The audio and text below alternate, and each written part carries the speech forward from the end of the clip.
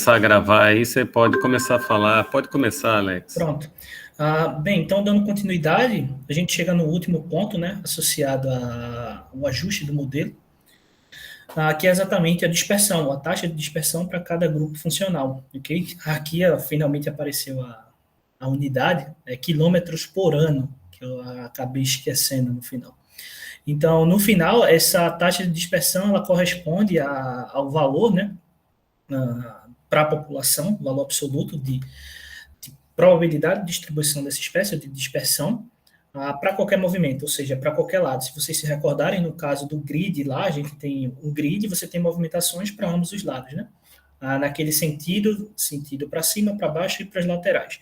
É a mesma lógica da taxa de dispersão, né? Quando fala em movimentos aleatórios, fala movimentos em direção a esses 4 pontos, principalmente. E não necessariamente é naquele ponto central.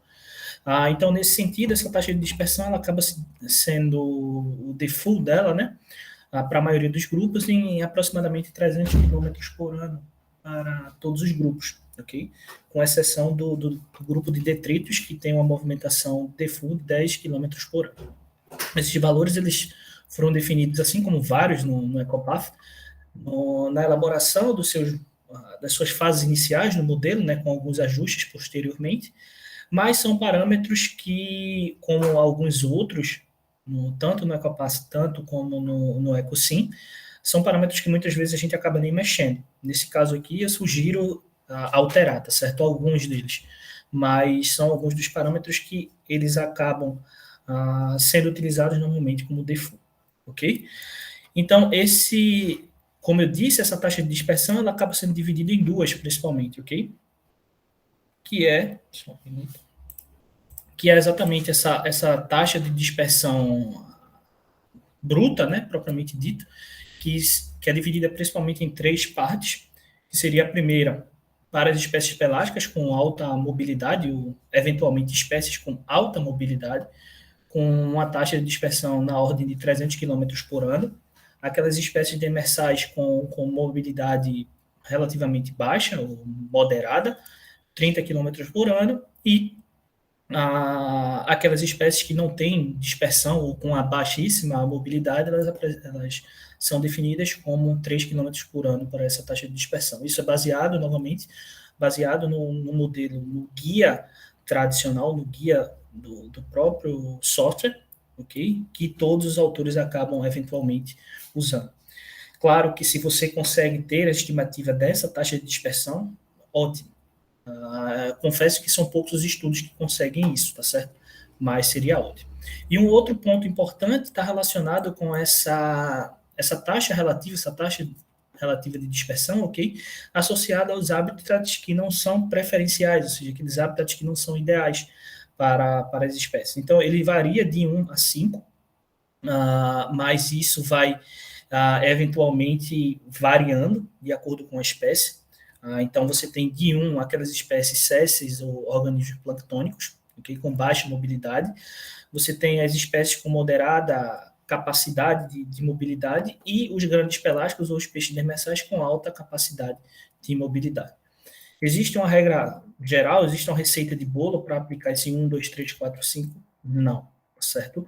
O default, se eu não me engano, aqui, se eu não me engano, é 3, que fica entre o moderado, né? Mas você pode ajustar um ou outro nesse sentido. Como é que eu sei qual modificar? Vários artigos eles acabam citando espécies cruciais que acabam sendo necessários para você acabar modificando isso. Confesso que, comparado à taxa relativa absoluta, né, a taxa de dispersão absoluta, essa aqui é bem menos sensível, o modelo. Essa daqui acaba sendo mais importante, ok? Então, nesse sentido, você acaba... Aqui é um exemplo de como funciona no modelo, a gente vai ver rapidamente depois, essa taxa base de dispersão e a taxa relativa no habitat, que seria o habitat mau, ou não preferencial, ok? Beleza? Então, passado isso, a gente chega no outro ponto, que seria os cenários. Então, você já adicionou os dados, ajustou o modelo, e posteriormente você precisa definir esses cenários. Esses cenários, eles podem ser vários, mas normalmente eles se situam em 3 partes. O primeiro é você não ter cenário propriamente dito. Então você pode utilizar o modelo EcoSpace apenas para avaliar a distribuição das espécies do ponto de vista de biomassa, captura e indicadores ecológicos no teu ambiente, ok? Então, essa é uma opção. Algumas pessoas acabam gerando artigos, gerando trabalhos exatamente somente com a distribuição de biomassa, ou de captura, ou de nível trófico e, eventualmente, outro tipo de indicador. Quando você tem cenários, esses cenários, quando você fala de EcoSpace, eles se dividem principalmente em dois, que são aqueles relacionados às áreas fechadas para a pesca, ok? A utilização de áreas marinhas protegidas com fechamento para pescaria ou não, isso vai variar, e aqueles cenários relacionados com o aumento da temperatura global, associado principalmente ao ambiente marinho, né, a água marinha. Então, você tem, no final, esses dois principais grupos, tanto o global warming como a área fechada para pesca, como principais cenários, tá certo? Mas você pode, eventualmente, gerar outros tipos de cenários em cima do EcoSpace. Quando você define esses cenários, você pode, propriamente dito, rodar. Se você não tem nenhum tipo de cenário específico, após ajustar o modelo, você roda diretamente ele. Caso você tenha algum cenário específico, você precisa adequar o seu modelo, seja para esse cenário aqui, ou seja para esse cenário aqui.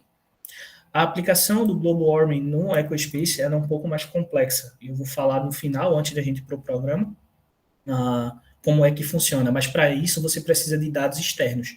Você precisa das previsões climáticas associadas aos cenários de emissão de CO2 no planeta, não só do ponto de vista temporal, mas também do ponto de vista espacial. A gente vai mostrar bem rapidinho como é que funciona isso.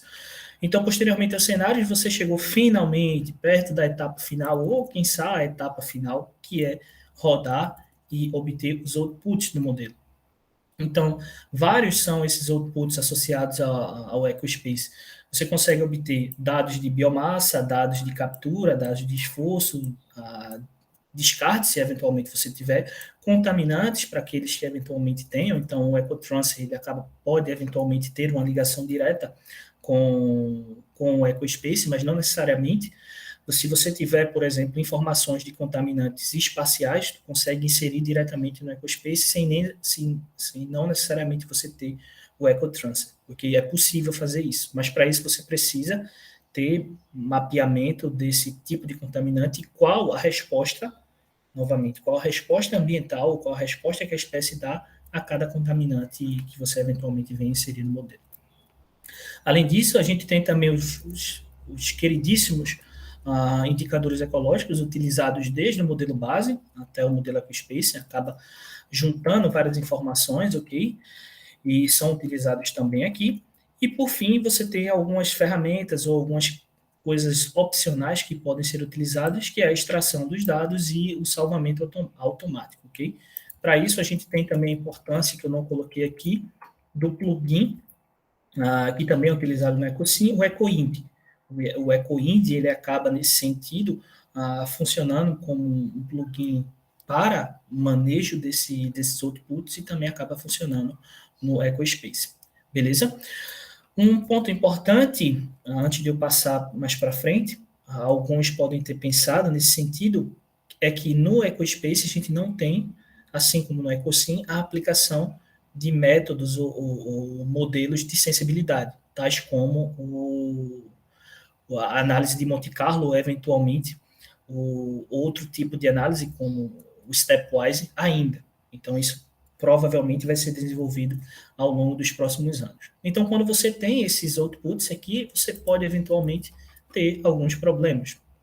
Então, como citado antes, os resultados numéricos deles não são facilmente acessados, porque eles não são simples para você ter acesso. As figuras ou os plots não são muito atrativos, então, de certa forma, você tem um layout muitas vezes feio e que não traz nem coordenadas associadas ao próprio plot, e muitas vezes acaba limitando a nossa interpretação dos resultados, ok?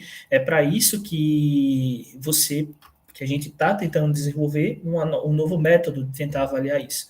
Mas, como citado aqui, uma das opções que você tem é exportar isso, mas isso é exportado como? Você tem 3 principais formatos, ok? Você tem, como citado, o CSV, o ICE, o ASCII, que é um outro formato numérico, que leva em consideração coordenadas ou corner de coordenadas, ou seja, o eixo x e y de um ponto externo, seja direito ou esquerdo, superior ou inferior, vou falar rapidamente disso depois, ou como os formatos x, y, z, que eu considero um dos melhores. Tendo em vista que o x, y, z ele vai se remontar ao quê? Ele vai se remontar à coordenada, longitude e latitude, e o z alguma variável numérica de resultado, tá certo? Biomassa, captura, nível trófico, isso é mais fácil para você trabalhar em R. Então, uma coisa que a gente acabou citando é que os resultados, eles são, muitas vezes, muitos arquivos podem ser gerados, como eu citei antes. Então, nesse caso aqui, você tem um arquivo de biomassa para cada espécie, para cada time step. Então, nesse caso aqui, seria por ano. Então, a gente tem um arquivo desse aqui para cada espécie, para cada ano, considerando 100 anos de simulação. Então, você tem 100 arquivos desse para cada espécie. Cada espécie, a gente tem no nosso modelo 50 compartimentos. Então, você aí vai multiplicando. Isso apenas para biomassa. Você tem isso para biomassa, para captura, para indicadores ecológicos, para o Habitat Capacity. Você tem para o Environmental Curve Response também, que acaba gerando o mapa. E você tem, no final, muita informação. E essa muita informação acaba sendo refletida nisso aqui. Você tem, muitas vezes, um percentual muito grande de dados. Ok? Então, nesse caso, como citado, cada cenário que a gente faz gera em torno de 35 a 45 gigas, isso vai depender do cenário de dados. Então, como é que a gente acaba trabalhando com isso? Isso acaba gerando muita dor de cabeça para poder trabalhar com isso, certo? É nesse sentido que a gente vem desenvolvendo nos últimos tempos, particularmente no último ano, com esse agora, né? O desenvolvimento de alguns scripts que vai auxiliar ou vai facilitar a análise desses resultados. Isso ainda está em fase de desenvolvimento, tá certo? Mas o que é que a gente pretende com isso? A gente pretende pegar aquelas milhões de camadas que saem lá, aplicar algumas funções, seja média, desvio padrão, diferença, ou eventualmente algum outro tipo de função, gerando um layer único de biomassa, captura, indicadores ecológicos e assim sucessivamente. E, posteriormente, podendo plotar isso em diferentes formatos, seja individualmente ou seja em conjunto. Olhando assim, parece até ser simples, né? Não, poxa, é muito simples você pegar várias camadas e você sobrepor, fazer uma média. Seria simples quando você faz com uma espécie, com um arquivo. E quando você trabalha com 10 mil arquivos, com 50 espécies, com 100 anos de simulação. Então, isso acaba se tornando bem complexo no final, ok? Então, nesse contexto, o que a gente pretende com isso é pegar aqueles milhões de arquivos e acabar transformando em algo nesse sentido aqui. Cada mapa desse, aqui está pequeno, claro, corresponde a uma espécie que vai corresponder à média de biomassa ao longo das nossas simulações. Nesse caso aqui, para 100 anos. A gente vai ver, se der tempo de eu mostrar no R rapidamente, você consegue segmentar isso por década, através de pequenas mudanças no código, ok?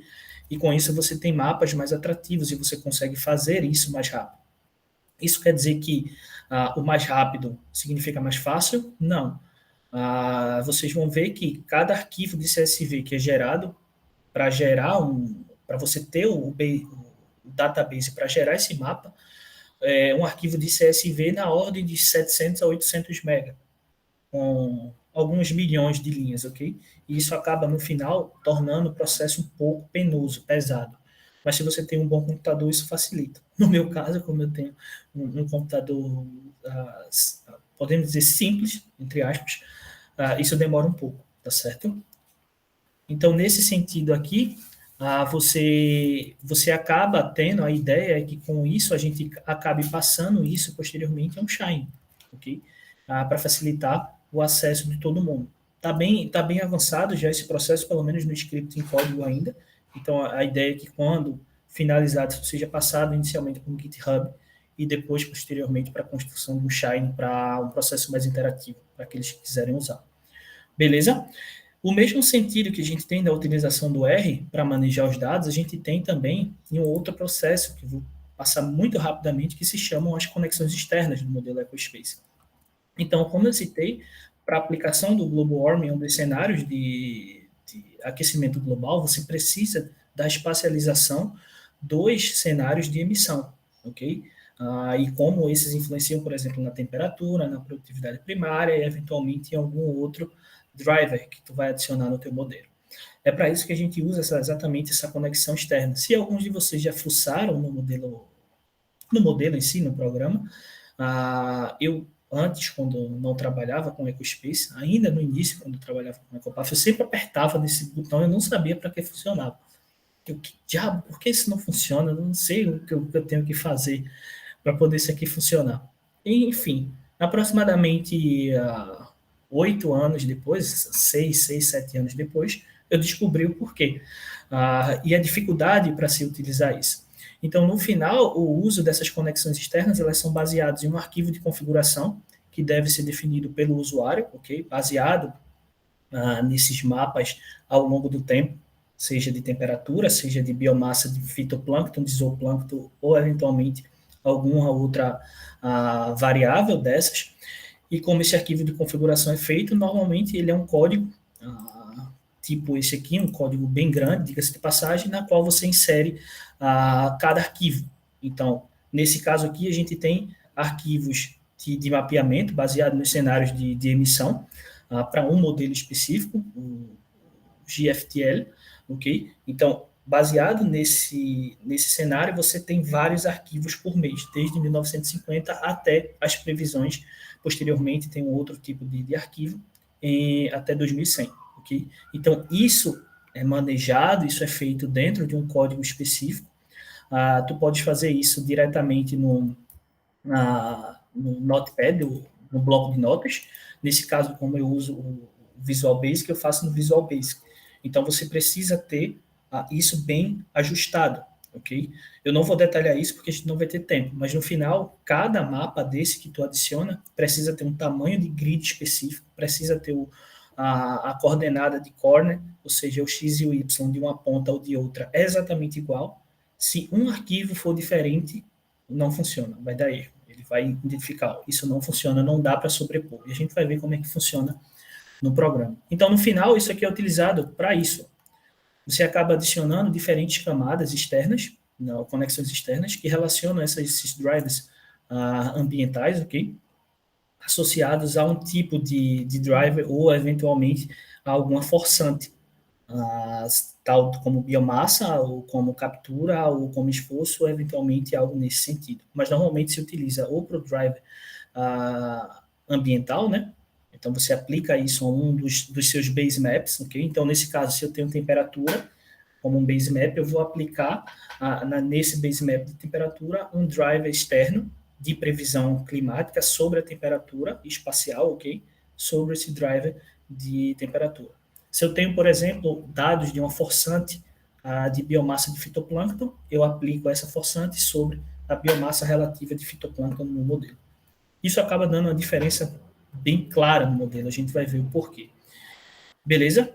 Então, a gente tinha esse estudo de caso ainda, mas eu vou deixar para lá, para a gente ter um tempo mais nesse final, para poder mostrar como é que funciona no software, certo?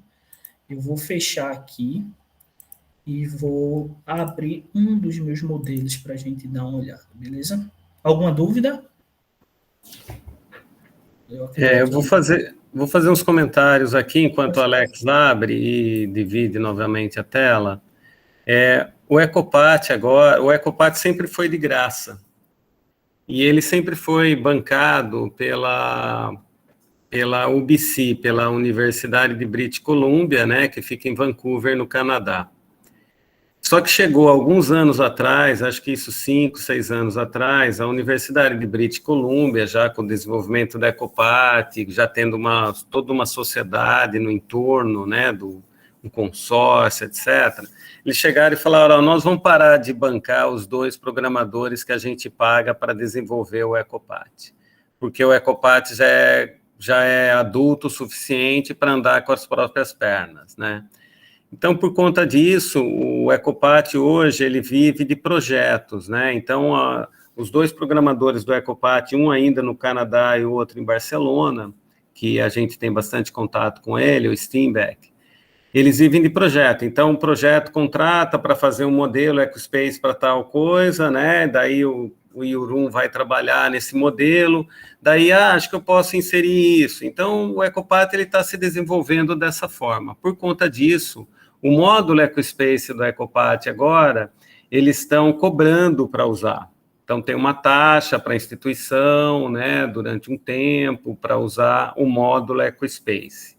Né? O Alex está usando, eu estou usando, a Alice também, né? Nós estamos usando, porque nós estamos fazendo parte de um projeto e que o Instituto EcoPath, né, o consórcio EcoPath é parceiro desse projeto, Triatlas, né, que vocês viram o nome ali, né, que é um projeto bancado pela União Europeia. Então, é por isso que nós estamos podendo usar, mas essa parte do EcoSpace agora, ela é cobrada, né, ela está sendo cobrada, obviamente, deve ter uma linha, uma margem de negociação, de valores, etc., mas é só para vocês saberem, porque, assim, claro, né, é de graça, o software é livre, só que, assim, né, alguém precisa ir lá, tá atrás, né, e no momento não tem nenhum patrocinador, assim, que banca o desenvolvimento do software, né? Os projetos estão bancando, o programador do Canadá, ele também vive de projeto, tem que fazer tal coisa, então ele vai lá, faz, e de repente, vamos colocar esse novo parâmetro aqui no EcoPath, vamos colocar esse novo indicador, né? Então, o modelo vai se enriquecendo dessa forma, tá certo? Então, é só para vocês saberem mais ou menos como funciona esse de graça, né? Obrigado, Alex. Beleza. Só para complementar um pouco o que o Ronaldo falou, eu comento muito isso com ele e com a Alice, né? Que após alguns anos de experiência, principalmente do Ronaldo, acredito que todos já, em certo momento aqui no curso, já trabalharam com o Ronaldo, de certa forma, ou já ouviram falar nele. Eu sempre comento com ele, assim como o que o Léo está tentando fazer, desenvolvendo algo novo, e a gente fazendo por outra parte, pelo lado do EcoSpace. Eu digo sempre para ele, Ronaldo, eu acho que chegou a hora da gente passar de coadjuvante, né, no uso do modelo e tentar propor algo, tentar colocar o nome da gente, o nome do Brasil, dentro do modelo propriamente dito. Então, no final, essas ferramentas que a gente tenta elaborar, para tentar melhorar e, consequentemente, disponibilizar para outros, é para consolidar o uso da ferramenta aqui no Brasil, certo? De certa forma. E isso é importante, porque se você comparar, o Ronaldo pode falar muito melhor do que eu, né? Pela quantidade de anos de experiência a mais, não tanto, mas um pouco a mais.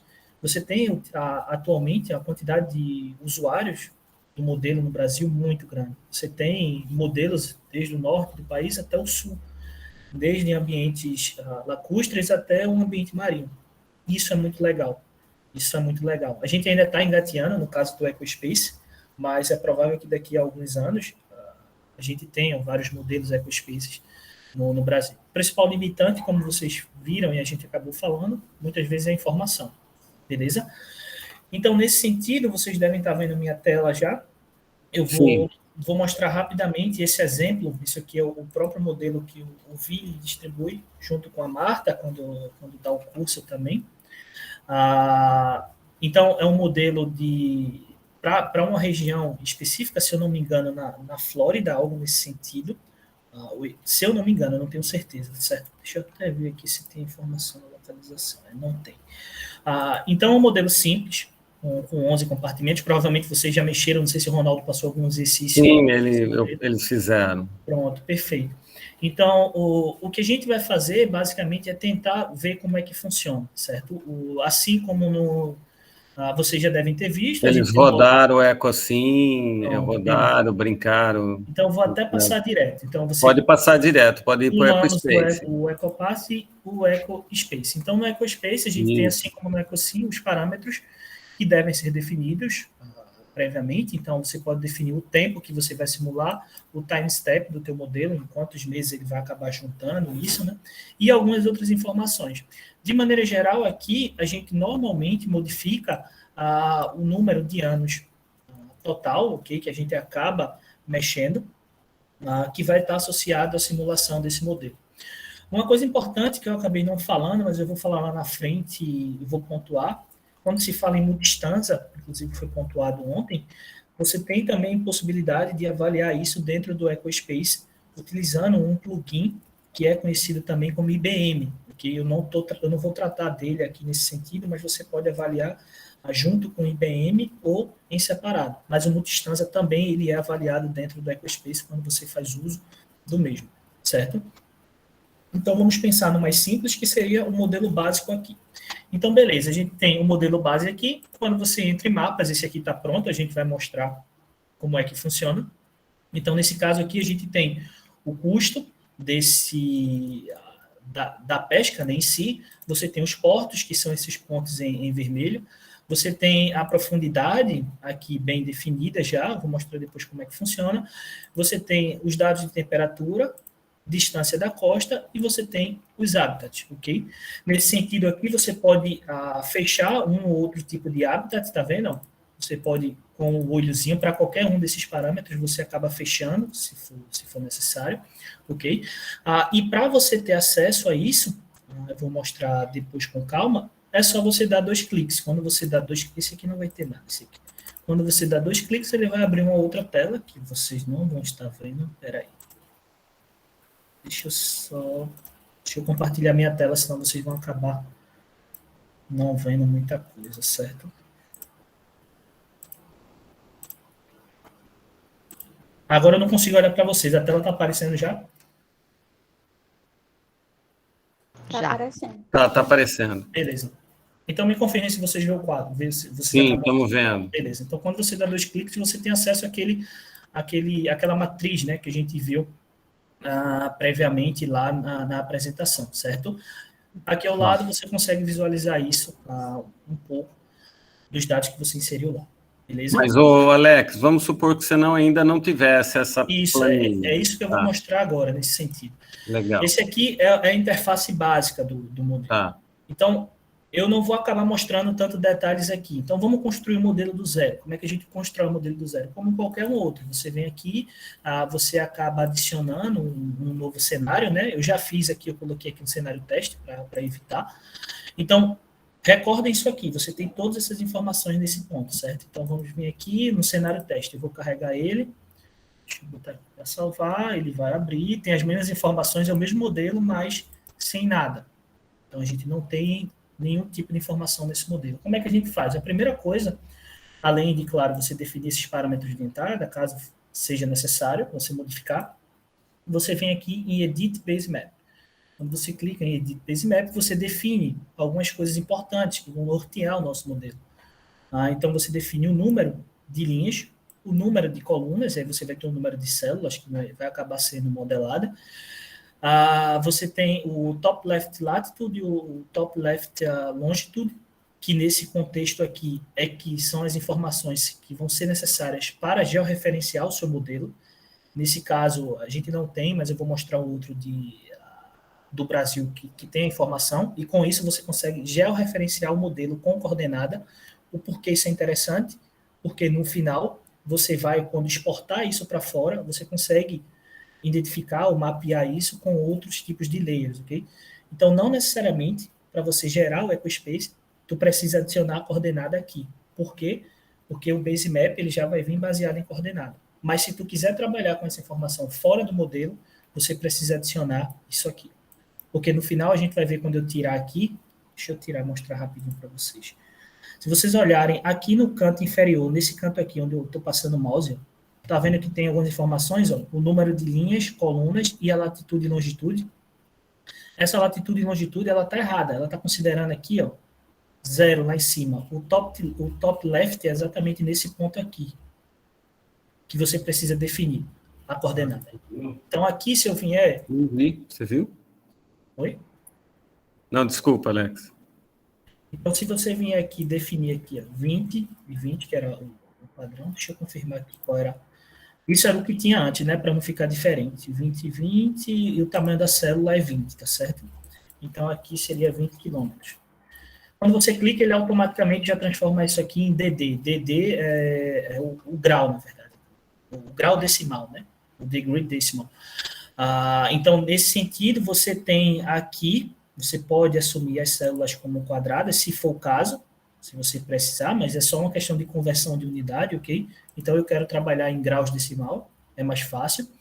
Então, quando você define esse tamanho de célula e define o número de linhas, você vai eventualmente ter esse teu modelo, essa base propriamente dita pronta. Então, quando você dá OK, ele vai pedir para salvar. Deixa eu salvar. Então, se eu vier aqui novamente, a gente já vai ter um mapa dentro daquele limite. Então, novamente, a gente tem aqui, se olhar no canto esquerdo da tela, tá vendo que eu estou passando o meu mouse aqui? Vai aparecer algumas numerações aqui. Quando eu passar o mouse lá no mapa, tá vendo? Você tem a coluna e a linha 1 nesse ponto, e essa coordenada que ele considera como default 0 e 0. Para isso, você precisa adicionar. Como eu não sei desse mapa certo, eu não vou adicionar, certo? Então, se você vai passando para o lado, ó, tá vendo que vai modificando? A coluna 3, 4, 5, 6. Se eu botar para baixo, ó, coluna 8, a linha 4, linha 5, linha 6, e a coordenada de latitude e longitude vai sendo modificada, certo? Existe outra forma de fazer isso? Existe. Você pode importar isso através de um arquivo de mapa que normalmente sai diretamente do ArcGIS, que é o ASCII. Okay? No entanto, eu tive muitos problemas para poder utilizar esse formato e importar dentro do EcoSpace. Ele muitas vezes não funciona, certo? Então é preciso tomar algumas precauções, como várias coisas que tem no próprio software, algumas são bugs, e no final você acaba não utilizando corretamente. Então eu sugiro, e não é nada demais, você adiciona aqui o número de linhas, o número de colunas, aqui já corrigiu. Ó. Mas, Alex, como que você decide isso? O quê? Essa, por exemplo, 20 por 20. Nesse caso aqui eu estou usando o padrão do modelo, do que tinha antes. Tá, então, mas assim, vamos supor que você vai puxar lá o mapa da costa do Nordeste. Como que vai você depender da sua área modelada. Então, tá. Você precisa ver o limite. Como foi que eu fiz para o Nordeste? A gente tinha uma área. Qual era a nossa área-alvo? Para quem não conhece, a gente tem um projeto conhecido como Abraços, que avaliou a dinâmica no Nordeste do Brasil. Então, a gente tinha a área do modelo Abraços. Lembra que a gente até expandia um pouco mais acima do Rio Grande do Norte e mais um pouco ao sul. Então, eu tinha um limite para isso. Então, como é que eu defini no final? Você não consegue botar, você até conseguiria, se for o caso, botar a linhazinha só do modelo, mas eu botei um retângulo inteiro. Okay? E com esse retângulo eu tenho a área do que a gente propriamente dito vai modelar, e coloquei toda uma área que você exclui, são as células excluídas do teu modelo. Tá, que é terra, né? Não só terra, é água que foi excluída do modelo, terra é outra coisa. Tá. Você pode colocar uma área além da sua área que você vai modelar e você definir áreas de exclusão, ou seja, células que você não vai considerar para nada. Ela é utilizada para montar o seu quadrante. Por que isso é importante? Porque para você manejar os dados com geoprocessamento fora, é mais fácil você ter um formato quadrado ou retangular. Facilita no final o trabalho. Certo? Então, nesse sentido, quando você define isso, eu estou definindo novamente 20 e 20 e 20 como tamanho de célula, porque era o que tinha antes no modelo de exemplo, certo? Então, quando você dá OK aqui, você já tem a estrutura de dados. Então, como é que eu faço agora para poder adicionar informações? A primeira informação que a gente viu que era primária no Basemap eram duas, a produtividade primária e a profundidade. Então, como é que a gente adiciona isso? Vem aqui em profundidade, abrir o nosso layout aqui, né? Como é que isso aqui é visto fora do programa? Não é o mesmo exemplo, certo, pessoal? É um outro exemplo que eu vou mostrar para vocês. Mas isso aqui, ó, tá vendo isso aqui? Isso aqui é um mapa, só que é um mapa numérico. Então, você tem aqui, ó, o número de colunas, o número de linhas, o top left corner, que nesse caso é menos 37 e menos 4, que corresponde ao ponto específico da costa do Nordeste, e o tamanho de célula, que no nosso caso aqui é 0,36 quilômetros. E aonde tem no data, nesse caso, é considerado como menos 999. Ok? E esses valores numéricos aqui que vocês podem ver são as profundidades, ok? Então, menos 17, menos 21, menos 11, menos 18. Então, o que a gente faz no final é importar isso aqui para lá. Tu podes abrir isso aqui no Excel, por exemplo. Eu vou mostrar para vocês o outro dado original que funciona no Excel. Assim, você pode olhar para cá. Você pode olhar para cá e falar, poxa, isso aqui não é a costa do Nordeste. Mas se você observar, tá vendo que tem uma diferença aqui, ó, nesse ponto que eu estou passando o mouse. Isso aqui são os valores numéricos válidos. Embora a costa do Nordeste esteja meio gordinha, barrigudinha aqui, quando você coloca isso no mapa, isso se ajusta perfeitamente, certo? Então, esse aqui é o da profundidade. Então, a gente tem um... Alex, só um xiste, faltou uma fotinha do Morpheus dizendo assim, você quer saber o que é a Matrix? Pois é. É isso aí. É quase isso no final. E um outro exemplo aqui, deixa eu ver, tá aqui. Esse aqui é para a costa do Nordeste também, de profundidade, de tipo de habitat. Nesse caso aqui, isso aqui foi a matriz que eu exportei diretamente do software que eu manejei os dados. Então, cada número desse aqui que vocês veem, 1, 3, 4, 9, corresponde a um tipo de habitat distinto. Mas para entrar no modelo, eu precisei ajustar isso. Como eu ajustei isso? Para cada um desses números ser 1. Então, eu adiciono primeiro essa camada de tipo de fundo aqui, 1. Aí depois eu tive que converter em R, eu tenho um script pronto para isso. Você transforma o que é 3 em 1 e os outros números em menos 999. E isso vai acabar montando o quebra-cabeça. No final, o quebra-cabeça que você monta no próprio modelo. Então, vamos dar uma olhada como é que importa isso propriamente dito. Você pode importar via CSV, o X, Y, Z, ou por esse grid, essa matriz de grid. Novamente, tive problemas para importar, então existem certos bugs aqui. Então, a gente vai tentar fazer como CSV. Normalmente, sempre dá algum problema. Eu tenho que, inclusive, passar isso para o Yorum. Mas você tem como fazer copiando e colando do Excel, ok? Então, eu até deixei aqui, eu exportei tudo, ó. Tá vendo aqui? A gente tem costa, zona profunda, profundidade. Então, o que seria a nossa profundidade do modelo aqui? Vamos dar abrir e ver. Vamos ver se ele abre. Pronto. Você tem aqui um arquivo CSV, então vamos só passar ele para numérico. E o que você tem é isso aqui. Não vai dar para ver muito bem, porque é pequeno, mas você tem as linhas e colunas, ok? E você tem o que seria terra, pode ser 0000, ok? Ou pode ser menos 9999, certo? Isso tanto faz, isso vai variar. E aqui são os valores de profundidade. Nesse caso aqui, estão valores positivos, mas no final não faz muita diferença, porque é um exemplo.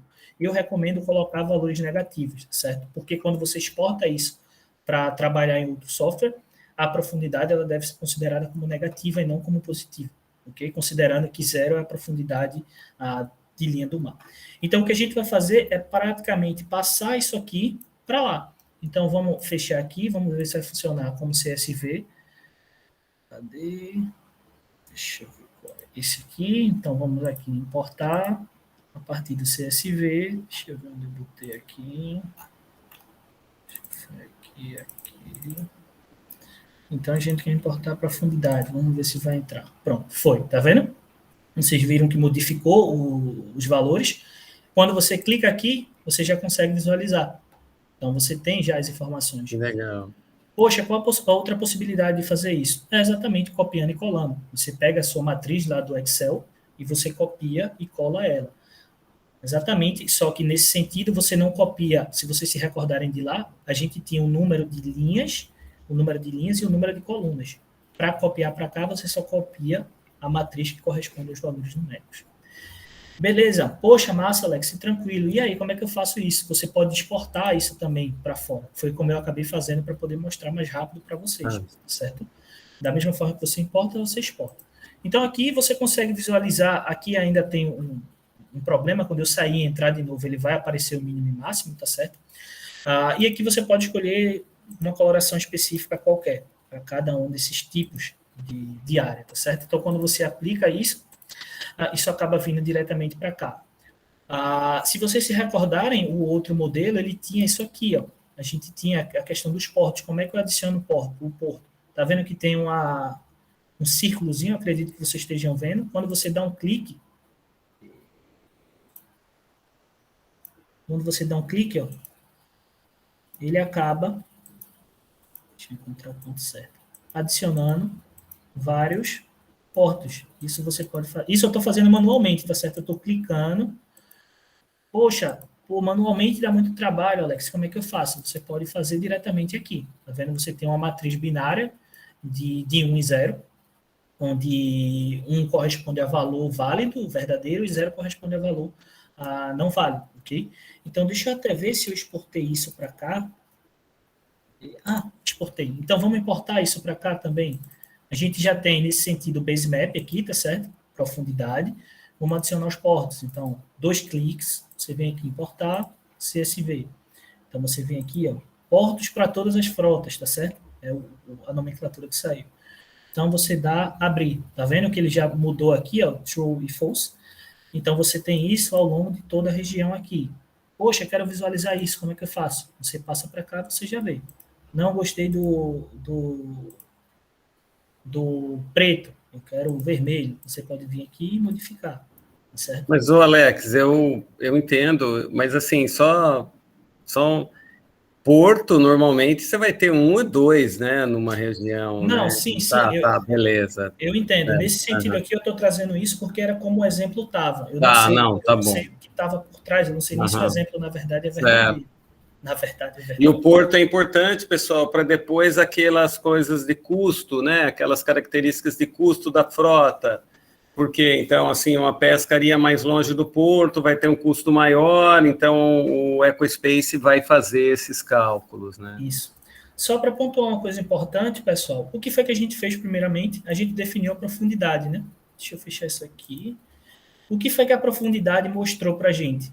Ela colocou uma área válida de profundidade e tem essa região em cinza, tá certo? O que é essa região em cinza? Ela corresponde à profundidade 0, que é terra, certo? Então tem até aqui, ó, land. O land é o cinzinha, mas eu posso modificar isso lá dentro, se for o caso, modificar a cor do que seria terra.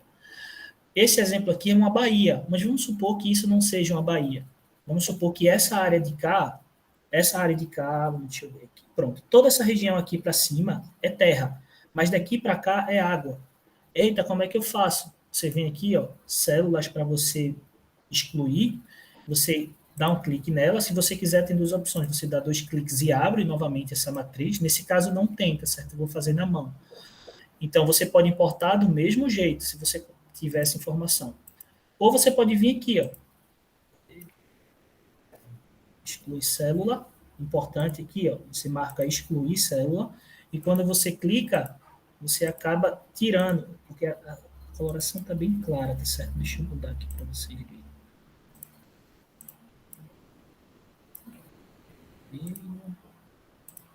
Aqui, pronto. Tá vendo essa área em vermelho? Essa área é o que teoricamente seria a água, mas ela está sendo excluída do meu modelo. Poxa, por que eu vou excluir essa área? Porque é muito fácil quando está tudo pronto, mas quando você vai mapear isso, para tu conseguir excluir uma área de água, para tu fazer uma máscara nos seus dados, mapeando isso é muito complicado. Então, no final, essas áreas aqui são áreas de água, ok? Mas vão ser excluídas da tua área modelada. Então, no final, você tem isso aqui. Ficou vermelho com vermelho. Deixa eu mudar aqui para poder ficar mais claro, certo? Deixa eu só ficar aqui para ficar mais claro. Então, a gente tem isso aqui. Essa área em cinza é terra, essa área aqui é água e essa área em vermelho é a área excluída do seu modelo. Beleza? Então, deixa eu incluir novamente os portos aqui. Beleza. Então, a gente tem 2 principais fatores que já foram incluídos.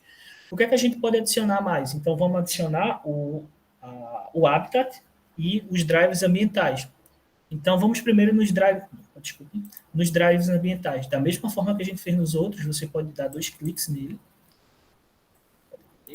Aqui. E ele abre automaticamente. Então, a gente já tem um primeiro, que é a profundidade, que é o base map, mas você pode adicionar algum outro. Então, eu adiciono aqui, modifico o nome, é o quê? Vamos supor temperatura. Qual a unidade? Pode ser qualquer um, então está graus Celsius. E se você quiser alguma descrição, ok? E você dá um ok. Quando você dá um ok, ele vai pedir para salvar. Vai sair. Quando você volta no mapa novamente, já está aqui, ó, temperatura. Mas a gente não tem informação nenhuma associada a isso. A gente precisa adicionar.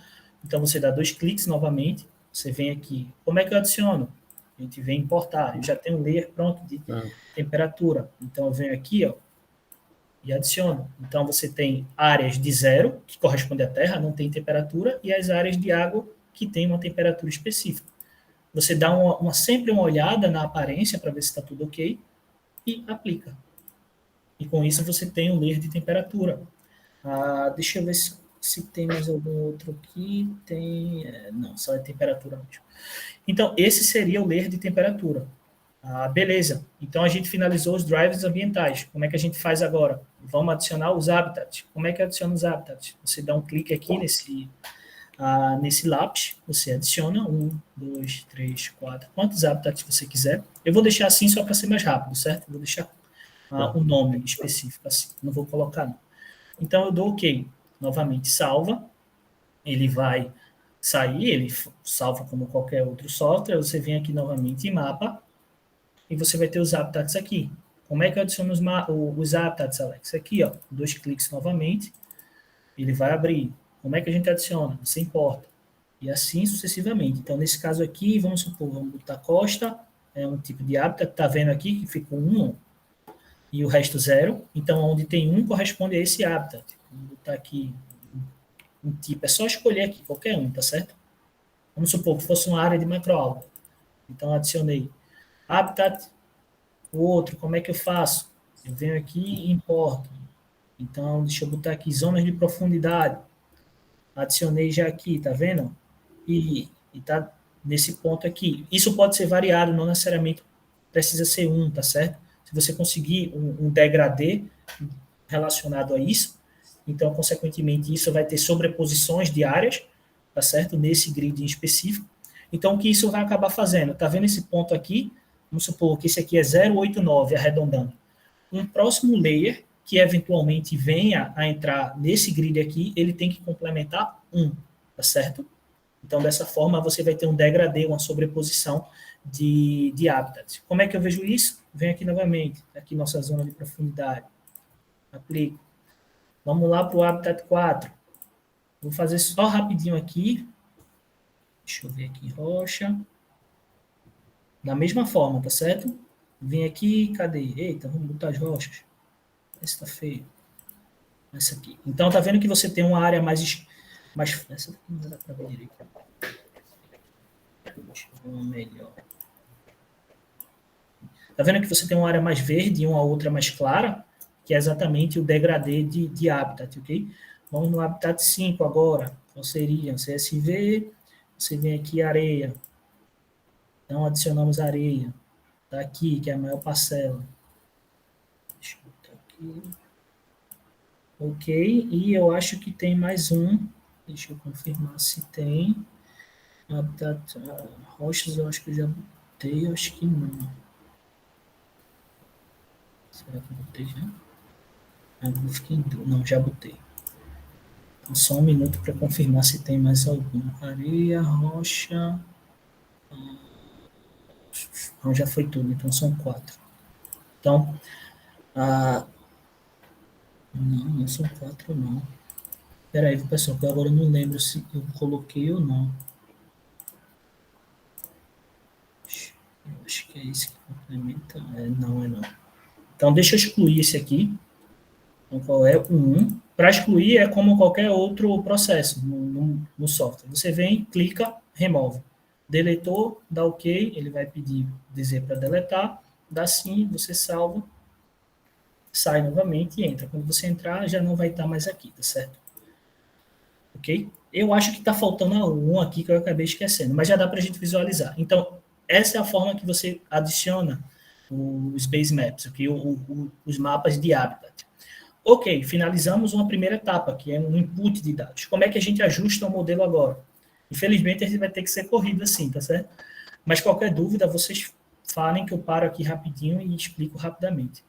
Então, qual seria a próxima etapa? Lembra que a gente falou das curvas de resposta ambiental, a gente falou do modelo, né, de nicho. Então, você vem aqui, ó, curva de respostas ambientais, isso aqui já vem diretamente do Ecosym, tá certo? Vocês têm isso já.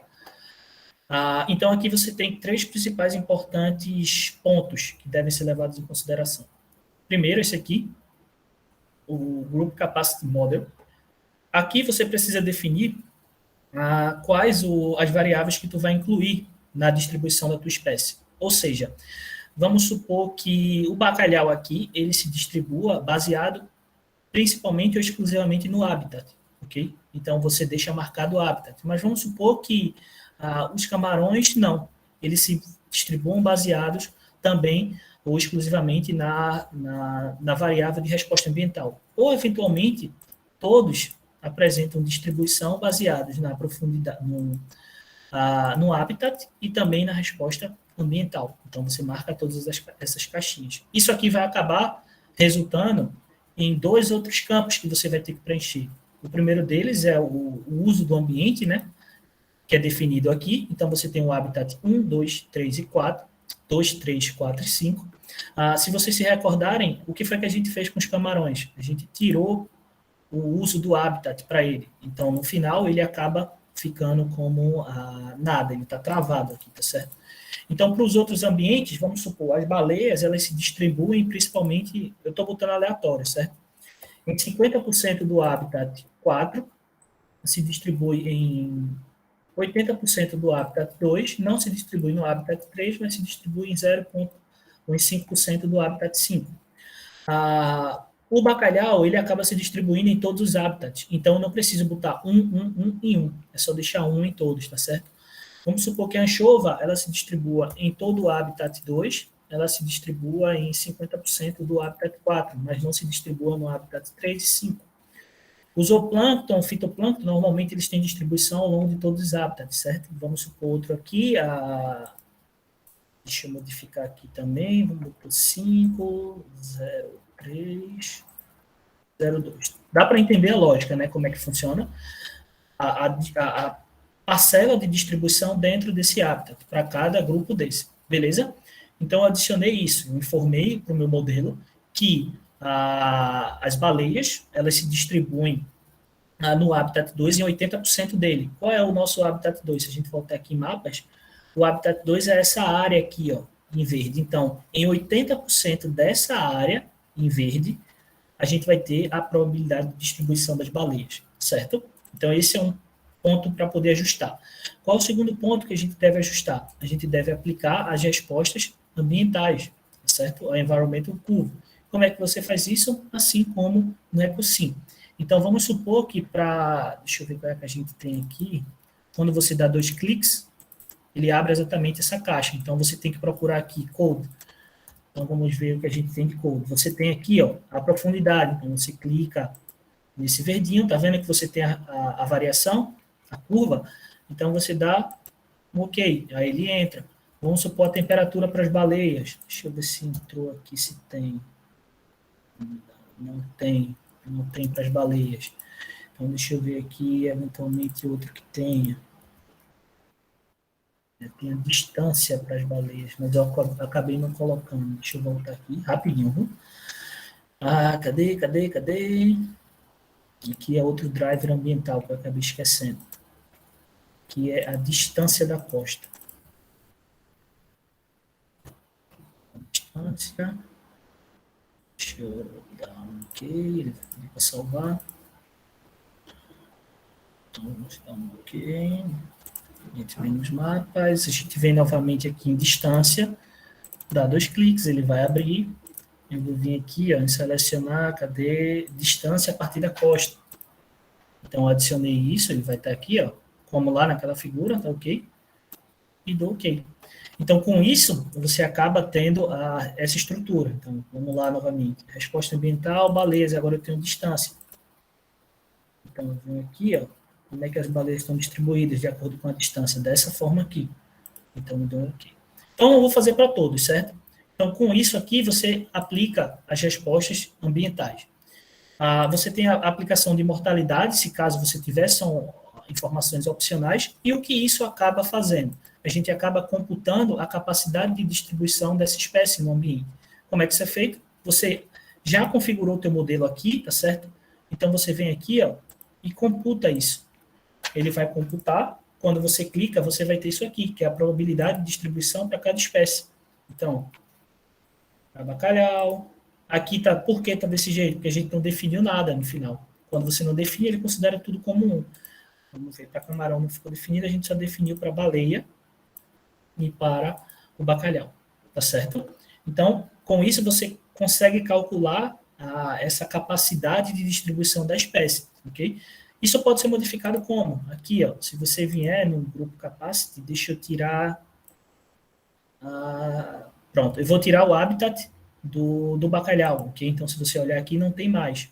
O que é que isso vai acabar fazendo? Não vai acabar modificando porque ele está em todo. Deixa eu modificar aqui. Deixa eu tirar a resposta ambiental. Então, se a gente vier aqui e computar, tá vendo? Ele vai ficar zerado. Mas quando você adiciona a resposta ambiental, por isso que é tão importante, ele vai acabar adicionando isso. Beleza? Com isso, já está chegando no horário. Com isso, você consegue definir a primeira configuração, ou uma das principais. Depois você vem para a taxa de dispersão, tá certo? Eu vou deixar como padrão aqui, porque eu não lembro de cabeça qual é, mas você pode vir aqui, ó, vamos supor, o code seria, vamos supor, 30. Os camarões seriam 3, que são as anchovas, pode deixar 300, o bento seria 3. Tem que se recordar o quê? 300 km por ano, são aquelas espécies que têm grande mobilidade, ok? No caso aqui, qual é o próximo? A vulnerabilidade relativa de predação no habitat não preferencial. Eu vou deixar como padrão 2 para a maioria das espécies, mas não poderia vir, tem que lembrar. Alta mobilidade seria 1, não, ao contrário, alta mobilidade seria, baixa mobilidade seria 1 e alta mobilidade seria 5. Então, vamos supor aqui 5, vamos supor 4, baixa mobilidade, 1 e 1. Só como exemplo, certo? Se você quisesse ter a corrente ou se a espécie é migratória, você vem aqui, ó, e marcaria como é que isso está variando ao longo do tempo, ou variando dentro do teu base map, ok? Com isso, quando você configura essa parte aqui, você já está chegando perto do final, tá certo? Então, áreas marinhas protegidas, a gente não tem no nosso modelo, a gente não adicionou um base map de áreas marinhas protegidas. Então, você pula. Eu vou mostrar rapidamente, antes da gente encerrar, o outro modelo que tem mais complexo. E com isso, você chega exatamente no output, ok? Aqui no output, quando você tem essas duas visões, né, você tem o mapa e o gráfico, quando você bota para rodar, ele vai acabar mostrando a variação aqui e a variação do mapa, tá certo? Então, quando você clica, ele vai acabar fazendo aqui e vai estar automaticamente fazendo no mapa, de acordo com o que você inseriu anteriormente. E aqui está super rápido, né? Claro, fiz na pressa no final. E com essas informações aqui, você consegue acessá-las, ok? Deixa eu ver se eu deixei aberto aqui. Acho que não deixei. Não ficou aqui, eu vou mostrar no outro. Com essas informações aqui, você consegue exportá-las. Você vem aqui, quando está ativado, eu não deixei ativado. Cadê ele? Aqui, ó, em Tools, Option. Você vem aqui... O pessoal ainda vai ficar mais um pouquinho, Alex. Pode ficar mais uns 5, 10 minutos. Beleza. Hoje à tarde a gente não tem mais aula, que o curso já está encerrado, né? Beleza. Então agora a gente pode avançar um pouco. Tranquilo. Então, quando você vem aqui em File Management, em Option, no próprio software, você define aqui o auto-salvamento, né? Então, vamos supor que eu queira que ele auto-salve todos os meus arquivos do EcoSpace. Então, você vem aqui, identifica quais dos resultados você quer que salve. Ou, eventualmente, você quer que ele execute o Ecological Indicators através do plugin EcoInd. Você vem aqui, ó, em auto-execução, e você marca o que é que eu quero que acabe rodando automaticamente toda vez que eu rodo. Tudo. Ou, eventualmente, eu não quero que seja tudo. Eu quero que rode, por exemplo, o indicador ecológico apenas no EcoSpace. Então, quando eu aplico, ele vai aplicar, dá OK. Quando eu for rodar novamente, tá vendo que aqui já está verdinho? Ó? Então, ele já está configurado para receber isso, certo? Quando você roda, então, vamos colocar aqui para rodar novamente, ele vai variar. Deixa só ele terminar. O outro que eu vou mostrar para vocês, eu acho que não vai... Eu vou mostrar só como começa a rodar, mas não vai dar tempo. Porque cada vez que roda, é em torno de meia hora a 1 hora para poder terminar. Então, não vai dar tempo. Mas eu deixei uns prints prontos para a gente dar uma olhada. Então, quando você rodou aqui, se tu vieres aqui, ó, em Ecological Indicators, você vai ter esses indicadores ecológicos, provavelmente não vai estar legal, tá vendo? Tá bem feioso, porque eu não defini muito bem os parâmetros. Então, você consegue avaliar isso para cada um desses parâmetros. Então, para captura, para os indicadores baseados em indicadores tróficos, né? E assim sucessivamente, certo? Só voltando aqui para o output, no output tem algumas coisas importantes que eu acabei não falando. A gente pode visualizar isso selecionando alguns grupos, ok? Você pode vir aqui. Alguém quer falar algo? Não? Não, acho que não. É que houve um barulhinho. Então, você pode selecionar isso por grupo, alguns grupos em específico, certo? Selecionando ou não, ou algumas frotas em específico. Isso fica a seu critério, tá certo?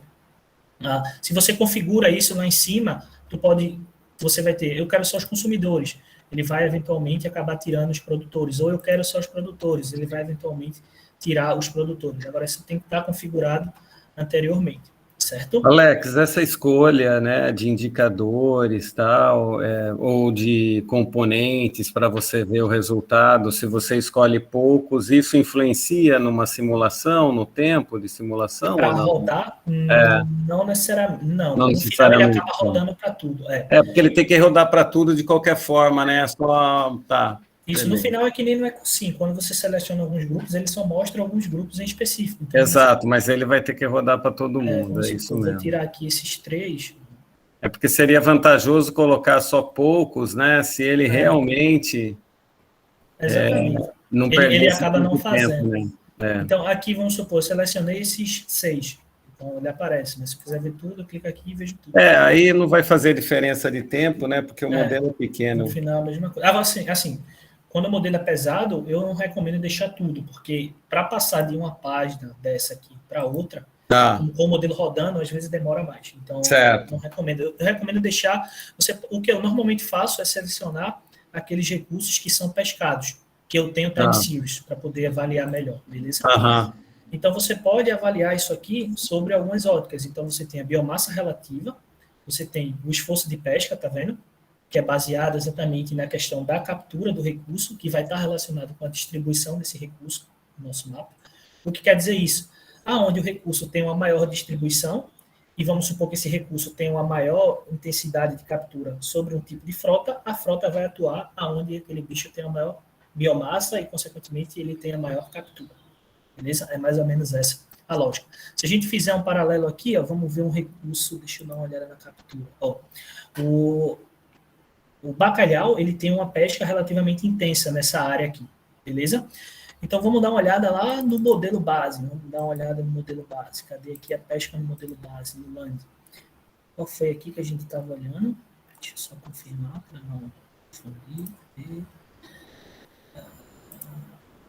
Arrasto. Então, se a gente der uma olhada... se a gente der uma olhada aqui no arrasto, tá vendo aqui, quem é que tem a maior proporção de arrasto comparado a outra espécie? É exatamente cold. Onde é que o arrasto ele é mais intenso do ponto de vista de esforço de pesca, o proxy de esforço de pesca, é exatamente onde você tem a maior captura de cold, de bacalhau, nessa região. Então, quando você passa para o arrasto, para ver o esforço, você tem um arrasto concentrado principalmente nessa área. Beleza? Como no nosso modelo, as baleias, cadê elas? Elas estão distribuídas principalmente em zonas mais rasas, você também tem um esforço atuando aqui. Acho que era a baleia, deixa eu ver se era a baleia. Não, aqui. Um outro grupo de espécies, desculpe, que tem uma distribuição mais ampla, que acaba sendo também capturada pelo arrasto, faz com que o arrasto tenha essa distribuição mais uniforme no ambiente, né? Então, além do esforço, a gente tem a captura, você tem a relação da captura com a biomassa, você tem os descartes, caso você tenha os descartes, né? Alex, ele funciona como se fosse uma sobreposição de camadas, seria isso? A grosso modo? Tá. Sim, ele acaba fazendo isso. Entendi. De certa forma, sim. Principalmente, ele acaba fazendo, principalmente do ponto de vista de cálculo. Então, o cálculo, o algoritmo do software, ele faz o cálculo para cada grid. Então, você tem uma fórmula, um looping que é feito dentro do próprio programa, e ele calcula isso dentro de cada grid, sobrepondo todas as camadas e todas as informações que tu tem disponível. Beleza? Então, você pode vir aqui, deixa eu ver se tá... Tem temperatura, tá aqui. Então, você pode ver o Environmental Driver, a temperatura e a distância, os dois que a gente acabou colocando anteriormente. E você pode ver também a capacidade de distribuição de uso do habitat pelas espécies. novamente, após a simulação, né? Após rodar isso. Então, você vê aqui no momento, eu acho que tem code. Beleza? Ok. Esse aqui é um modelo simples, certo? Um exemplo básico que a gente tem. Qual seria um dos problemas de trabalhar com isso aqui? Se vocês repararam, a gente fez uma simulação aqui de 1970 a 2006, se eu não me engano, aqui.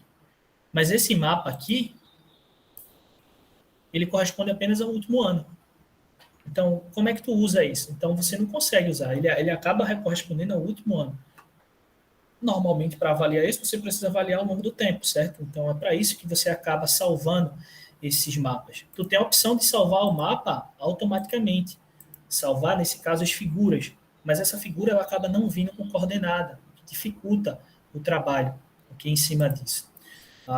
E, consequentemente, você não consegue manejar muito bem isso. Beleza? Então, eu vou mostrar para vocês um exemplo mais real, que é o nosso modelo. Mas antes disso, eu gostaria de mostrar, porque no outro modelo tem mais coisas que eu posso mostrar. O que eu gostaria de mostrar para vocês está relacionado com isso aqui, que é se por um acaso vocês precisassem incluir, ok, a questão das correntes, o que vai estar diretamente relacionado com a migração. Como é que tu adiciona isso?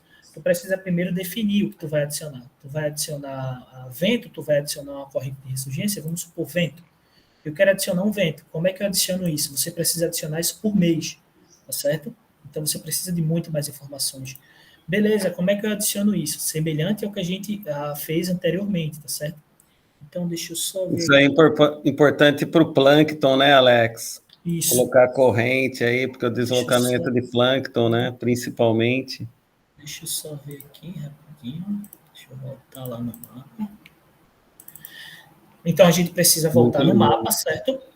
Então, aqui no mapa, você tem dois eixos. Quem trabalha com sonografia física sabe que, normalmente, a corrente ela tem duas direções, né? X e Y, em relação à velocidade. Então, você precisa adicionar as correntes X e Y, a velocidade de para cada grid.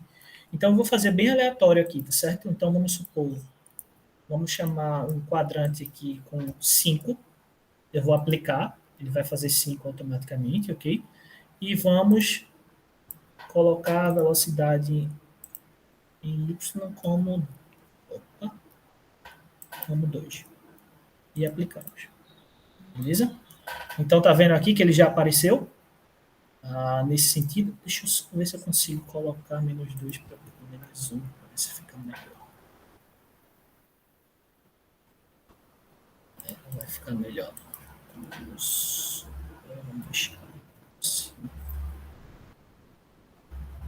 deixar assim mesmo, só para ter como exemplo. Então, com isso, você adiciona a velocidade da tua corrente, o padrão da tua corrente, ok?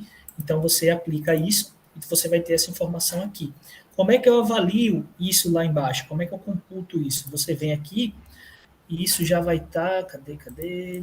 Eu adicionei, foi fevereiro, agora eu não lembro qual foi. Deixa eu computar aqui, deixa eu voltar. Cadê você? Só um minuto. Ele era para entrar aqui.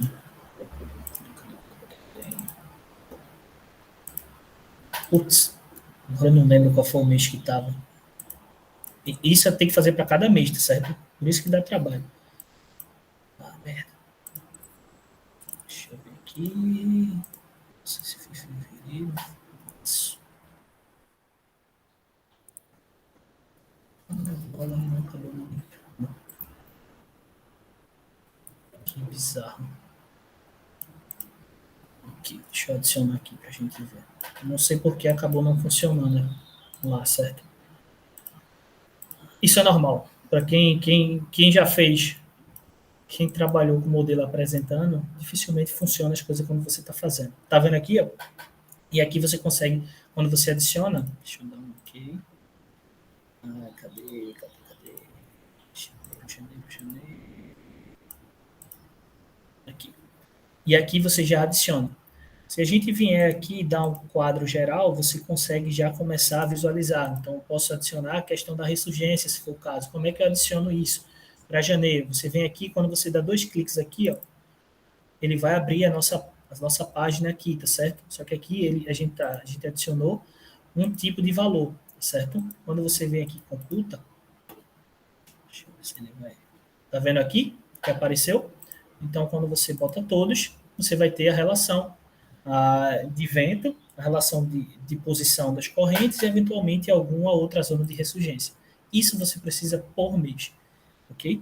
Então, você vai ter, em relação à posição, claro que eu fiz muito rápido aqui, eu não configurei os parâmetros para poder estimar isso, tá certo? É só apenas para vocês verem que é possível adicionar esse tipo de informação. Beleza? Isso aí você tem que fazer por mês. Demanda muito mais informação? Sim, bem mais informação. Então, mostrando um exemplo mais real, sei que já estou me prolongando bem a mais do que a gente combinou, mas deixa eu só ver aqui qual é o modelo correto que eu vou mostrar para vocês. Pronto. Esse aqui é o nosso modelo da costa do Brasil, certo? Vou mostrar muito rapidamente. Então, nesse modelo aqui, só para vocês terem uma noção, ele é um modelo de 166 linhas com 81 colunas, o que remota a 1.488 células, ok? Então, a gente tem esse top left latitude e o top left longitude com um tamanho de célula de 4 km. Então, cancelar. O nosso modelo, deixa eu só fechar aqui, ele compreende, nós temos 2 drivers ambientais, o de clorofila, a produtividade primária também, a temperatura superficial, ok? E a gente tem 9 habitats que se distribuem ao longo da costa, desde cascalho, areia, coral, lama e assim sucessivamente, certo? Além disso, a gente tem a presença de várias áreas de proteção ambiental que a gente acabou definindo como novas áreas de proteção, baseado em estudos anteriores, certo? Como as áreas de proteção marinha que já são conhecidas. Beleza? Isso aqui a gente acabou fazendo da mesma forma como eu mostrei para vocês anteriormente. Claro que para chegar nisso aqui demorou bem mais, né? A gente teve bem mais trabalho. Então, essa zona aqui em cinza é a terra, a zona em amarelo listrado aqui são as zonas de água que a gente não considera no nosso modelo, e essa zona onde você tem a coloração, deixa eu botar aqui que você tem essa coloração é onde você realmente tem água, certo? Que propriamente dito você vai modelar, ok? Dentro desse contexto eu já adianto uma possível limitação quando a gente fala de EcoSpace pensando em modelos terrestres, ok? Porque um dos princípios básicos do modelo é você ter a profundidade. Confesso que nunca vi um modelo terrestre EcoSpace. Inclusive você tem poucos modelos, inclusive terrestres. Mas como isso funcionaria no ecossistema terrestre, confesso que não sei, certo? Como é que você conseguiria inserir isso? Talvez seja uma boa pergunta para fazer para o Yuru, inclusive. Uhum. Beleza? Então, é bem mais complexo o modelo. Então, a gente tem os habitats, as respostas ambientais para N espécies, ok? No caso, para 55, eu estava falando sempre 50. Você tem a distribuição dessas espécies pelos diferentes habitats, as diferentes respostas ambientais, está vendo como a gente tem várias, profundidade, clorofila e temperatura superficial marinha para cada recurso, para cada compartimento.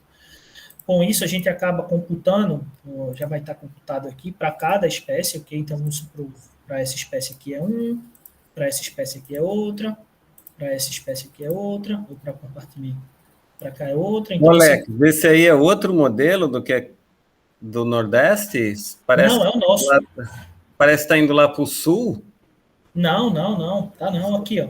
Olha, tá vendo aqui no cantinho? Onde que está parando aí embaixo? Ele para no final de Alagoas. Tá. Não, é verdade. Teria uma outra conformação, tá? Beleza. Se olhar aqui, o nosso está já referenciado. Tá vendo? Eu estou passando o mouse aqui, vai aparecer. Ó, 34, 10 graus de latitude. Não, pensei que você já estava. Vamos fazer para o Brasil. Não, dá para fazer. Se tiver informação, dá para fazer. Então, nesse sentido aqui, a gente tem esses drivers ambientais, né, aplicados. Você tem as taxas de... Eita, droga, apertei no errado. Só um minuto que ele vai raciocinar um pouco. Não, mas acho que já está legal, viu, Alex? Eu só vou mostrar agora rapidamente o output e a gente encerra. Tá. Então, nesse sentido aqui, nós temos a correção das taxas de dispersão, ok, para cada grupo. E lá no final você vai ter o output. Tá vendo isso aqui? Como está aqui, eu vou até dar um zoom para vocês. Isso aqui é um dos resultados. Ok, esse é um modelo. Esse modelo aqui, ele não compreende uma série de outras coisas, como os dados externos. O que são os dados externos? A gente vê exatamente nesse modelo aqui, ó. É o mesmo modelo, eu só abri uma outra página para poder mostrar para vocês. Está vendo isso aqui? Esse aqui é a interface de dados externos do modelo. Então, aqui a gente adiciona, isso aqui está mostrando que os dados foram carregados bem, os dados de temperatura, ok? E os dados históricos e de previsão climática de biomassa, de fitoplâncton, bem como de temperatura. Para o cenário de emissão SSP 585, o que corresponde ao cenário RCP 8.5, certo? Então, isso aí é adicionado, você vem aqui, você adiciona, tem uma conexão externa, essa conexão externa ela é feita via aquele código, ou aquela configuração que eu mostrei para vocês, certo? E isso aqui, nesse contexto que a gente está trabalhando, tem uma coisa adicional, vocês não vão ter isso aqui. Esse programa, ele é um programa desenvolvedor. A gente está testando e usando ele junto com o Yuru, né? Então, com isso, a gente tem isso aqui, ó, que é correspondente ao projeto que a gente está trabalhando nos últimos anos, do Triatlas, onde você tem uma interface de aplicação de um protocolo para poder padronizar isso. Então, a gente tem para algumas regiões do mundo, ok? E isso acaba, no final, fornecendo um tipo de layout específico. Ok, Alex, apliquei os dados externos, posso rodar? Não, ainda não pode. Então, se você rodar, eu vou mostrar para vocês rapidamente, se tu rodar, ele vai acabar tendo uma variação muito grande, ok?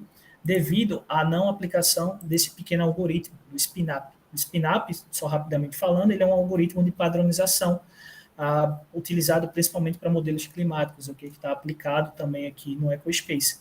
Então, quando tu não considera esse SPINAP, eu vou clicar aqui, ó, ele vai fazer o seguinte, vocês estão vendo aqui, que está passando, o que é que isso está dizendo? Ele está acessando meu dado externo em uma pasta específica que eu tenho para cada variável. Então, ele está variando o driver ambiental e ele está variando a biomassa. Ele acessa isso para cada mês em cada ano, de 88 até 2100. Para vocês terem uma noção, certo? E isso acaba resultando nisso aqui. Vocês estão vendo como está a variação enorme do resultado do modelo? Isso é resultado de uma aplicação não adequada da simulação, tá certo? Por que isso acontece? Porque a gente não aplicou o SPINAP. Quando você trabalha com previsões climáticas, o SPINAP ele é necessário exatamente para poder padronizar ou diminuir o ruído do teu resultado. Então, eu vou cancelar aqui e vou mostrar para vocês, para a gente finalizar, só a diferença de como fica com o SPINAP, certo? Deixa ele só terminar aqui, então, com isso eu vou só fechar o... O SPINAP, ele tem um artigo só sobre isso, né, Alex? Ele contrai a variabilidade, né? Porque senão vai dar valores impossíveis, né? Aquelas coisas assim. Então, ele... Isso, então, contrai a variabilidade. O SPINAP ele é simplesmente uma forma de você padronizar. Então, a gente padroniza o nosso a cada 10 anos, mas isso é variado, tá ok? Isso vai depender da quantidade de anos que você vai estar simulando. Então, a cada 10 anos, ele vai fazer uma padronização baseada em uma média específica dos 10 anos anteriores, a partir desse ponto, depois 10 anos depois 10 anos depois. Isso acaba te dando um resultado muito mais uniforme. Então, se recordem disso aqui, em como está, tá certo? Eu vou rodar agora com SPINAP, para vocês verem a diferença. Ainda vai ter uma variação, mas não tão grande como antes. Então, aqui ele vai estar já acessando e rodando o SPINAP, já vai começar a aparecer a variação. Isso leva de meia hora a 1 hora ou mais, dependendo do computador e dependendo do tamanho do teu modelo. Como eu disse, o nosso modelo é um modelo grande, de certa forma, comparado a outros. Consequentemente, isso acaba gerando mais tempo. Uma outra coisa que faz gerar muito tempo em relação a rodar o modelo é a quantidade de informação. Quanto mais informação tu tem, mais o modelo vai demorar a rodar, certo? Então, só para a gente finalizar, deixa ele só terminar de começar para mostrar a vocês a diferença e a gente pode finalizar de certa forma. Se alguém tiver alguma dúvida... Fala, Laiane. Eu tenho uma dúvida, Alex. Sim? Porque naquela etapa que a gente vai e coloca o tipo de habitat que o compartimento vive, né? Essas questões de preferência com relação às variáveis ambientais também. Aí eu queria entender como que, se essa projeção no EcoSpace também está levando em consideração a dieta das espécies. além, porque, por exemplo, vai que eu coloque que tal espécie está em tal habitat e outra que na minha dieta está dizendo que come muito, mas está em outro habitat distinto. Então, teria uma discordância aí, né? Aí ele Sim. considera isso? Uma das correções que é feita, que acaba sendo feita, é exatamente com o SPINAP.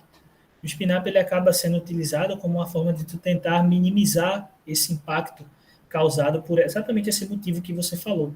Uma outra forma de tu corrigir isso é modificando alguns parâmetros de a preferência alimentar, de acordo com o habitat.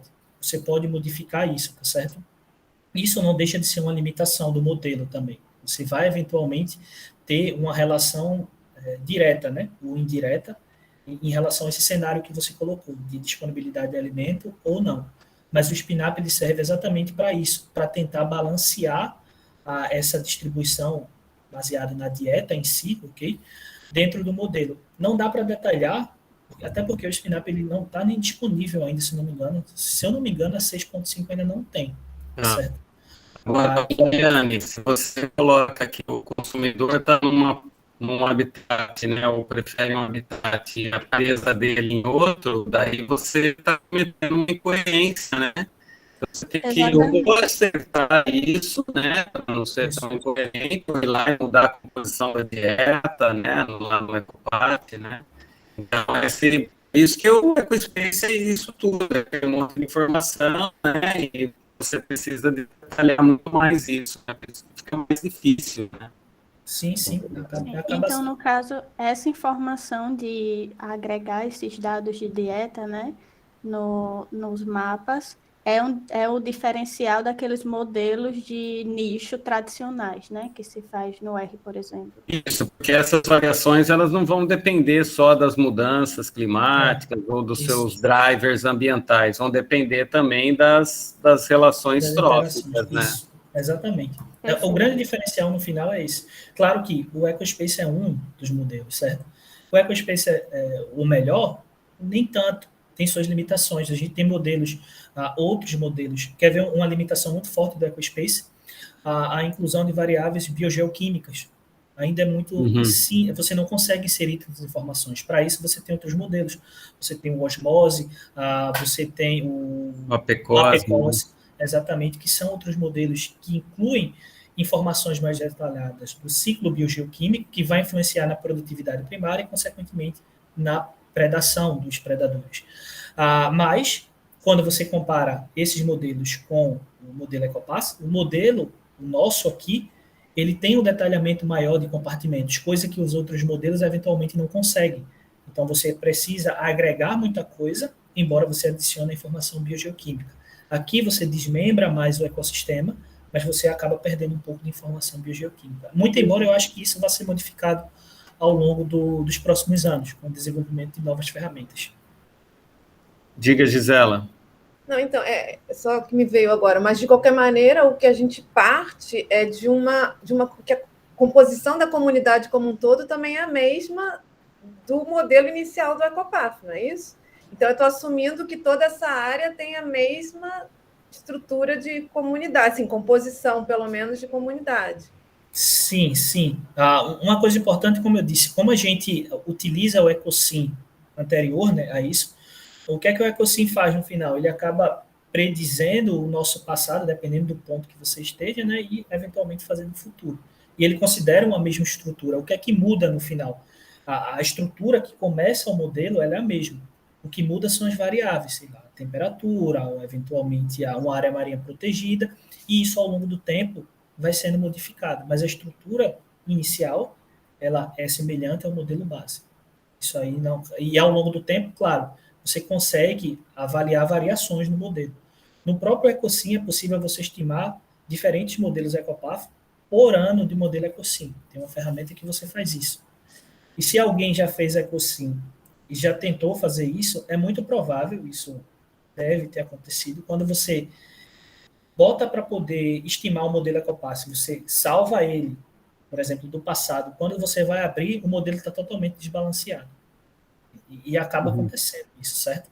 No final. Mas sim, você parte de um mesmo princípio, de um mesmo estrutura. O espaço, eu imagino que varia até mais que o tempo, porque o tempo, o próprio modelo pode dizer se alguma espécie desapareceu, algum grupo trófico, alguma coisa, né, declinou ou não. Mas no espaço, realmente, me parece um pouco, sei lá... Mas entendi, mas isso a gente... Não, assim, eu estou deslumbrada assim, com tudo, realmente, até pela possibilidade de poder inserir vários parâmetros que até no EcoPath a gente não tem. Então, é fantástico, mas realmente, agora que ela fez a pergunta que eu me toquei, gente, mas é assumir, né? E como a área que se trabalha é grande, acaba sendo mais uma das limitantes, né? Duas limitantes. Porque se a presa não for preferencial para aquele habitat, ela até ocorre, mas não é o habitat preferido, né? O que você vai fazer? O predador seu, que tem uma preferência por aquele habitat, se você colocou assim, ele vai cair, né? Daquela presa. Isso é por isso que eu falei. Uma questão espacial, né? Isso é por isso que eu falei uma coisa importante, que é você ajustar, quando necessário, as taxas de dispersão associadas associadas às taxas de alimentação nos habitats não preferenciais, o que você consegue ajustar isso. Isso aqui serve para corrigir também isso, tá certo? Além disso, você tem uma outra ferramenta que eu não estou encontrando agora, mas você consegue também modificar. Beleza? Alguém ia falar algo?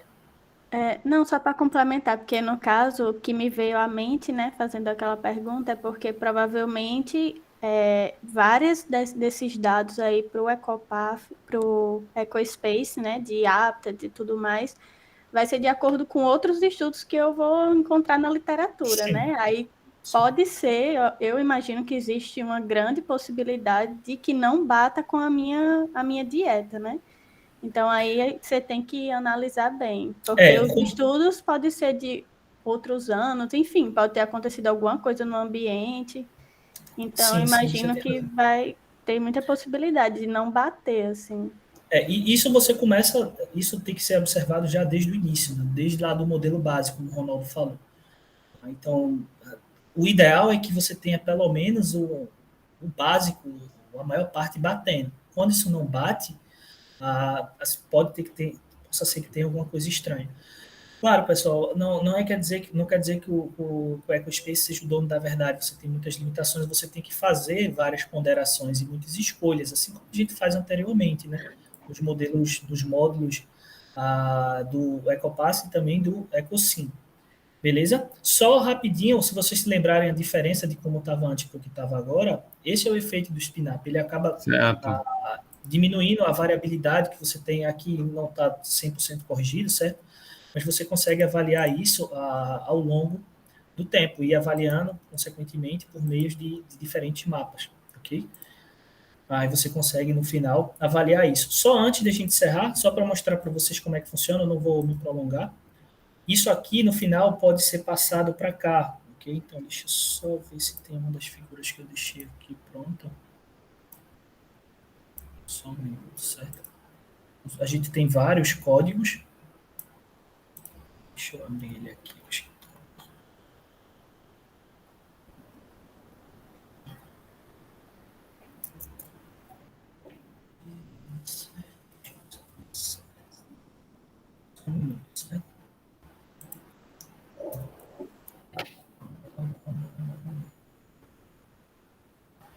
Deixa eu voltar aqui para ver se aparece. Só para mostrar para vocês uma das formas de visualizar isso. Você tirou de lá e trouxe para aí, para o R. Isso. Só que meu R agora travou. Ele não está respondendo nada. Porque você mandou simular o modelo. Foi nada. Isso. Então, posso mostrar para vocês por aqui como é que... Eu não vou apresentar nada não, só vou mostrar para vocês uma forma de visualizar, certo? Isso acaba sendo visualizado dessa forma, por espécie, por grupo, né? Por período também, a gente avalia isso, por exemplo, no período histórico e compara esse período histórico, vamos supor, por períodos específicos, né? Então, aqui, de 88 a 2015, 2015 a 2050, 2050 a 75, 75 a 100. Tá. E compara isso à variação que você tem ao longo do tempo, também, não apenas espacial, né? E isso você pode fazer também para os indicadores ecológicos, da mesma forma. Então, nesse estudo aqui, a gente acabou comparando isso, né, aqui comparando dois cenários e avaliando o efeito deles com a aplicação de áreas de proteção. E a gente viu que as áreas de proteção elas já foram interessantes para poder minimizar o impacto do aumento da temperatura. Então, esses pontos em vermelhos são os pontos onde você tinha a área marinha protegida fechada para pesca, isso acabou formando um verdadeiro hotspot de biomassa para algumas espécies, ok? E, consequentemente, mostrou que as áreas marinhas protegidas, são resultados preliminares ainda, são efetivas no processo de tentar recuperar a biomassa, mesmo no cenário de mudança climática, considerando também o efeito conjunto da pesca. Então, você tem já um impacto da mudança do clima e você, eventualmente, teria um impacto da pesca. Quando você reduz o impacto da pesca, fechando essa região para pesca, você, eventualmente, vai promover um aumento da biomassa geral para vários dos recursos. Beleza? Eu acho que era isso, mais ou menos, que eu tinha para falar. Eu me prolonguei bastante nesse sentido. Imagina! Confesso que, assim, tive que correr muito. Sei que várias dúvidas acabaram ficando, mas, como eu disse no início, eu me ponho à disposição para aqueles que precisarem, tenham dúvidas, que podem falar, que no máximo que eu puder fazer, eu vou ajudar. Quando eu não souber, eu vou tentar procurar alguém que sabe para auxiliar. Valeu, Alex. Não, foi ótima a sua aula. A gente sabe da complexidade